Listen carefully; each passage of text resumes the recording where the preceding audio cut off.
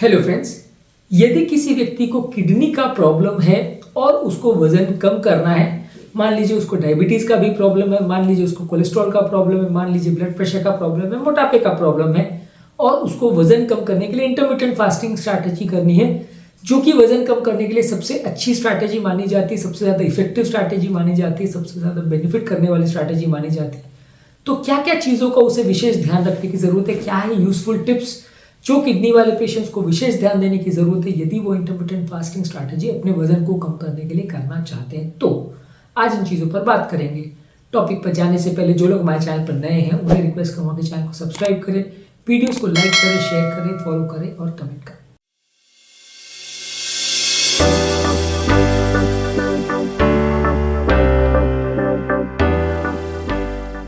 यदि आप intermittent fasting strategy करना चाहते हैं तो एक चीज़ ध्यान रखिए, इंटरमिटेंट फास्टिंग स्ट्रैटेजी डायरेक्टली आपकी किडनी को बेनिफिट नहीं पहुंचाती है।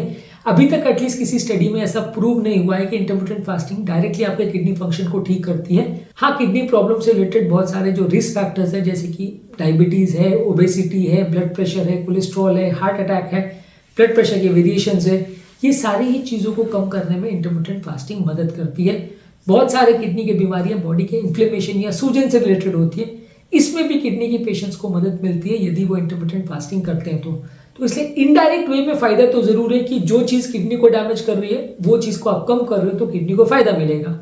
दूसरा एक और इशू ये है कि यदि आप इंटरमिटेंट फास्टिंग करते हो तो काफ़ी किडनी के पेशेंट्स का जो सबसे बड़ा मृत्यु का कारण होता है वो उनका हार्ट का बीमारी होता है, कि किडनी का पेशेंट्स हार्ट अटैक की वजह से ज़्यादातर मरता है या किडनी का पेशेंट्स कार्डियोवैस्कुलर प्रॉब्लम्स की वजह से उसकी कंडीशन बिगड़ती है। तो उनको भी आप इंटरमिटेंट फास्टिंग द्वारा कम कर सकते हैं, उनमें भी आपकी मदद हो सकती है यदि आप इंटरमिटेंट फास्टिंग कर रहे हैं तो ये सबसे बड़ा एडवांटेज है। लेकिन हाँ, किडनी पर डायरेक्टली फायदा मिलेगा ऐसा नहीं है, और खासकर अगर कोई पेशेंट बहुत ज़्यादा दुबला पतला है या बहुत ज़्यादा कचेक्स्ट है, उसकी हालत बहुत ही खराब है, तो उसको कोई फास्टिंग नहीं करनी है। जो किडनी का पेशेंट है अर्ली स्टेजेस में अगर है और साथ में मोटापा, डायबिटीज़ है, कोलेस्ट्रॉल है, तो उसको फास्टिंग करनी है, उसको फायदा मिलने का चांस अच्छा खासा है। लेकिन जो पेशेंट अगर ऑलरेडी बहुत दुबला पतला है, बहुत कचेक्स्ट है, ऑलरेडी डायलिसिस पे आ चुका है, ट्रांसप्लांट पे हो चुका है, वो अपने डॉक्टर के साथ डिस्कस करके और प्रॉपरली प्लान करके ही ले, और मे भी अगर ज़्यादा रिस्क हो तो अवॉइड करे तो ज़्यादा अच्छा है। वैसे केस में आपको प्रॉब्लम्स होने का चांस थोड़ा ज़्यादा है एडवांस किडनी फेलियर में। अर्ली किडनी फेलियर में जहाँ आप बढ़ना नहीं देना चाहते बीमारी को, वहाँ पे आपको काफ़ी फायदा मिलने का चांस है। डायरेक्टली नहीं तो इनडायरेक्टली आपको कुछ फायदा मिलेगा। इसके अलावा आपको कोशिश ये करनी है कि जब कभी भी आपको अगर किडनी का प्रॉब्लम है और आप इंटरमिटेंट फास्टिंग करना चाह रहे हो तो आपको मेडिकल कंसल्टेशन करना ज़रूरी है, क्योंकि किडनी का प्रॉब्लम हर पेशेंट में सेम नहीं होता, हर किडनी का पेशेंट सेम नहीं होता, सबकी रिक्वायरमेंट्स अलग होती है, सबकी बॉडी की बनावट और किडनी की बीमारी अलग अलग तरह की होती है। किसी बीमारी में फ़ायदा हो सकता है, किसी में फ़ायदा नहीं भी हो सकता है, किसी में कुछ नुकसान भी हो सकता है। तो आपको पर्टिकुलर कौन से टाइप की किडनी की बीमारी है, कौन से स्टेज में है, क्या उसमें फास्टिंग से फ़ायदा होगा या नहीं होगा, एक बार आपके नेफ्रोलॉजिस्ट से या मेडिकल प्रोफेशनल से डिस्कस कर लेंगे तो ज़्यादा अच्छा है। क्योंकि मैं एक ब्लैंकेट स्टेटमेंट इशू नहीं कर सकता कि हर किडनी पेशेंट को फास्टिंग करना चाहिए और सबको इससे फ़ायदा मिलेगा, ऐसा कोई ज़रूरी नहीं है। हर एक बीमारी के अपने पॉइंट्स, प्लसेस, माइनसेस होते हैं, तो उसको समझ के आपको फास्टिंग करनी है।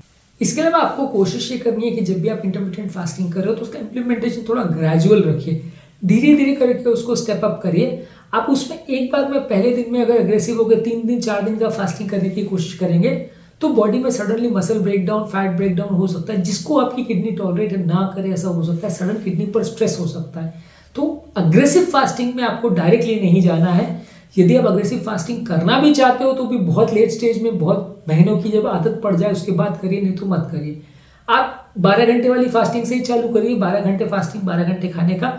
नॉर्मल आपका बॉडी का विटामिन मिनरल्स भी इसमें मेंटेन रहेगा, वजन भी बहुत अग्रेसिवली तुरंत कम हो जाएगा, वैसा नहीं है। क्रैश डाइट्स वगैरह में सबसे बड़ा प्रॉब्लम यही होता है कि क्रैश डाइट्स में बहुत जल्दी वेट लॉस होता है, लेकिन वो बहुत अनहेल्दी होते हैं और आपके मल्टीपल सिस्टम्स को एक साथ डैमेज कर सकते हैं। तो इसलिए क्रैश डाइट्स किडनी पेशेंट्स के लिए अच्छे नहीं माने जाते हैं। आपको कोशिश ये करनी है कि धीरे धीरे करके इंप्लीमेंट करिए और धीरे धीरे करके उसको स्टेप अप करिए। जैसे जैसे आप उसको बढ़ाएंगे आपको ज़्यादा फायदा मिलेगा, आपका वेट लॉस भी बढ़ेगा। लेकिन पहले दिन से ही आप सीधे 24 घंटे का फास्टिंग करोगे या 3 दिन का फास्टिंग करोगे तो ये थोड़ा सा रिस्की होगा। इसको धीरे धीरे करके बढ़ाएंगे तो ज़्यादा सेफ रहेगा और फायदा मिलने का चांस भी ज़्यादा रहेगा। इसके अलावा हाइड्रेशन पर प्रॉपर फोकस करिए। यदि आप बिल्कुल एंड स्टेज किडनी डिजीज पे हो और यूरिन आना बिल्कुल बंद है तो फिर वैसे भी आपको इंटरमिटेंट फास्टिंग करना मुश्किल होने वाला है। But early stages of kidney failure में जो ठीक ठाक पेशाब आ रही है और क्रिएटिनिन 1, 2, 4 ऐसा कुछ रेंज में है, तो वहाँ पे आपको ज़्यादा पानी पीना चाहिए। ज़्यादा पानी पीने से आपकी भूख भी मिटेगी और ज़्यादा पानी पीने से आपका किडनी का फंक्शन भी मेंटेन रहेगा। यदि फास्टिंग के दौरान बॉडी में कोई एडिशनल टॉक्सिन्स बनते हैं तो वो फ्लश आउट भी इजीली हो जाएंगे। इसके अलावा आपको एक बैलेंस्ड न्यूट्रिशन लेने की ज़रूरत है। आपको रिफाइंड और प्रोसेस फूड ज़्यादा नहीं लेने, क्योंकि इनको अगर आप ओवर ईट करेंगे तो वो किडनी के लिए नुकसानदायक है। एक सादा सात्विक खाना जिसमें फ्रूट्स हो, वेजिटेबल्स हो, होल ग्रेन्स हो, लीन या फैट फ्री प्रोटीन्स हो और हेल्दी फैट्स हो, इनको आप ज़्यादा लेंगे तो ज़्यादा अच्छा है। स्पेसिफिक किडनी डिजीज वाले पेशेंट्स के लिए कौन कौन से फूड स्टफ अच्छे हैं, बुरे हैं, इस पर एक और हमने वीडियो किया। इस पर ऑलरेडी किडनी डिजीज के लिए तो अलग से हमने काफ़ी वीडियोज़ भी किए हैं, आप चाहे तो देख सकते हैं। फास्टिंग में कौन कौन से फूड स्टफ लेने हैं उस पर भी एक सेपरेट वीडियो किया है, वो आप हमारे चैनल पर देख सकते हैं। पर ओवरऑल एक अच्छा बैलेंस न्यूट्रिशन आप लेंगे तो उससे किडनी में आपको फायदा मिलेगा। इसके अलावा आपको कोशिश करना है कि ब्लड शुगर लेवल्स मेंटेन करिए। ब्लड शुगर लेवल बहुत कम भी नहीं होना चाहिए, बहुत ज़्यादा भी नहीं होना चाहिए। इंटरमीडिएट फास्टिंग आप जब करते हो और खासकर अगर आपको पहले से डायबिटीज़ है तो काफ़ी चांस है कि आपके ब्लड शुगर वैल्यूज फ्लक्चुएट करें। अगर फास्टिंग में आपको जल्दी रिस्पॉन्स मिलने लगता है, शुगर जल्दी कम होने लगेगा। नहीं रिस्पॉन्स मिलता है और दवाइयों को आप कम कर देते हो तो शुगर बढ़ भी सकता है। आप ओवर ईटिंग करते हो तो बढ़ भी सकता है। ये दोनों ही चीज़ें आपकी किडनी के लिए नुकसानदायक हो सकती है। तो अगर आप फास्टिंग कर रहे हो और डाइट का सडनली चेंज कर रहे हो तो शुगर वैल्यूज को रेगुलरली मॉनिटर करिए, ताकि वो बहुत कम भी ना हो, बहुत ज़्यादा भी ना हो। दोनों ही चीज़ें किडनी पेशेंट्स के लिए नुकसानदायक होती है। इसी तरह से ब्लड प्रेशर का भी है। जब आप सडनली फास्टिंग करते हो, अपनी डाइटरी स्ट्रैटेजी को पूरी तरह से चेंज कर देते हो, तो कभी कभी ऐसा हो सकता है कि आपका ब्लड प्रेशर बहुत कम हो जाए या बहुत ज़्यादा हो जाए। दोनों ही चीज़ें किडनी पेशेंट्स के लिए अच्छी नहीं है। खासकर बहुत लो ब्लड प्रेशर, क्योंकि वो सडनली किडनी को डैमेज करता है। बहुत हाई ओवरशूट भी, कई बार फास्टिंग आप कर रहे हो और मेंटल स्ट्रेस बहुत ज़्यादा हो रहा है, सरदर्द वगैरह हो रहा है, तो सडन ब्लड प्रेशर शूटअप भी हो सकता है, जो कि अच्छा नहीं है, किडनी पेशेंट्स के लिए नुकसानदायक भी हो सकता है। तो इसलिए आपको विशेष सावधानी रखने की ज़रूरत है कि आपका ब्लड प्रेशर बहुत ज़्यादा वेरिएशन नहीं हो। घर पर चेक करते रहिए ब्लड प्रेशर और उस हिसाब से अपनी दवाओं को एडजस्ट करिए, ताकि ब्लड प्रेशर बहुत ज़्यादा डाउन भी ना हो, बहुत ज़्यादा अप भी ना हो। और पेशाब बढ़ाने वाली दवाई अगर ब्लड प्रेशर के लिए बहुत ज़्यादा चल रही है या हार्ट के लिए चल रही है तो विशेष सावधानी रखिए, क्योंकि वैसे पेशेंट्स में थोड़ा बॉडी डिहाइड्रेटेड होने से भूख ज़्यादा लग सकती है, फास्टिंग के शेड्यूल्स में गड़बड़ हो सकती है। किडनी के पेशेंट्स को थोड़ा एक्सट्रीम फास्टिंग अवॉइड करना चाहिए। जो 3-4 दिन 5 दिन की फास्टिंग है या जो कई दिनों की फास्टिंग है, वो सारी चीज़ें आपको अवॉइड करनी चाहिए यदि आपको किडनी का पहले से प्रॉब्लम है, क्योंकि उसमें रिस्क ज़्यादा रहता है। यदि आप किडनी का प्रॉब्लम लेके घूम रहे हो तो कोशिश करिए कि आपकी फास्टिंग शॉर्ट ड्यूरेशन की हो, यानी कि 12 घंटे से चालू करिए, फिर 13-14 घंटे बढ़ाइए। पर 24 घंटे से ज़्यादा की फास्टिंग किडनी पेशेंट्स के लिए, एटलीस्ट एडवांस किडनी फेलियर वाले पेशेंट्स के लिए उतनी एडवाइजेबल नहीं है।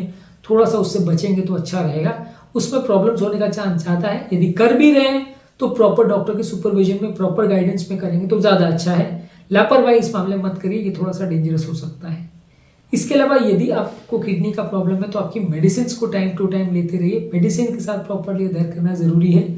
अगर आपकी मेडिसिन जो किडनी के डॉक्टर ने आपको लिखी है उसके साथ आपको छेड़खानी नहीं करनी है। अगर कोई दवा में एडजस्टमेंट करना भी है तो वो आपके डॉक्टर को करना है, आपको उसके हिसाब से एडजस्ट नहीं करना है। आपके डॉक्टर से पहले ही पूछ लीजिए कि सर मैं फास्टिंग करने वाला हूँ, इसमें मेरे को क्या क्या दवाओं का चेंज है वो बता दीजिए। वो दवाइयों के डोजेज और टाइमिंग सबको एडजस्ट करेंगे, खासकर डायबिटीज़ मेडिसिन का, तो उसमें आपको फॉलो उस हिसाब से करना है। आप अपने हिसाब से अपनी मेडिसिन को बंद भी मत करिए, उसको चेंज भी मत करिए, उसके साथ छेड़छाड़ भी मत करिए, उसमें आपको प्रॉब्लम्स होने का चांस बढ़ जाएगा।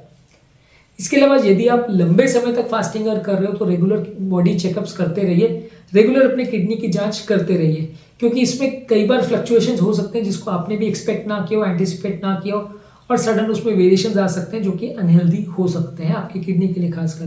तो यदि आप रेगुलर मेडिकल हेल्थ चेकअप्स करते रहेंगे और खासकर किडनी की वैल्यूज़ कैसी आ रही है, यूरिया कितना आ रहा है, क्रिएटिनिन कैसा आ रहा है, यूरिन का कलर कैसा आ रहा है, यूरिन कितना आ रहा है, सब चीज़ों को रेगुलरली अगर चेक करते रहेंगे और बाकी प्रोटीन्स विटामिन का भी रेगुलर पोर्शन बॉडी में रहेगा तो चांसेस ये कि प्रॉब्लम कम होगी। यदि आप चेकअप्स नहीं करेंगे तो फिर सडन सरप्राइजेस मिलने का चांस ज़्यादा रहेगा और सडन किडनी फेलियर में चला जाए, ऐसा हो सकता है। फास्टिंग से डायरेक्टली तो नहीं होगा, लेकिन बाई चांस कोई चीज़ आपने मिस कर दी, कोई चीज़ में लापरवाही कर दी तो प्रॉब्लम हो सकता है। इसके अलावा हर पेशेंट्स के लिए आपको एक इंडिविजुअलाइज अप्रोच करना पड़ेगा।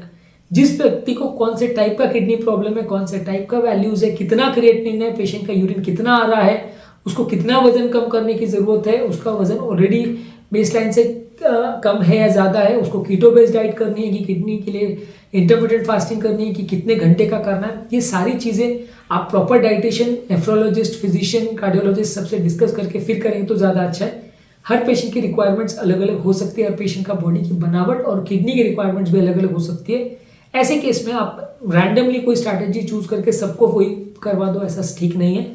अपने हिसाब से इंडिविजुअलाइज करके अपने डॉक्टर से डिस्कस करके फिर कोई स्ट्रैटेजी फॉलो करेंगे तो ज़्यादा अच्छा है।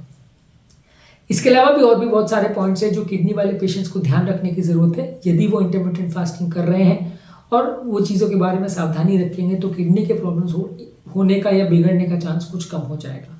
उनको इस टॉपिक के सेकंड वीडियो में डिस्कस करेंगे। उम्मीद करूंगा कि आज के टॉपिक में कुछ नई बातें जानने को मिली होगी। जो लोग हमारे चैनल पर नए हैं उन्हें रिक्वेस्ट करूंगा कि चैनल को सब्सक्राइब करें, वीडियोस को लाइक करें, शेयर करें, फॉलो करें, कमेंट करें और पूरा देखें।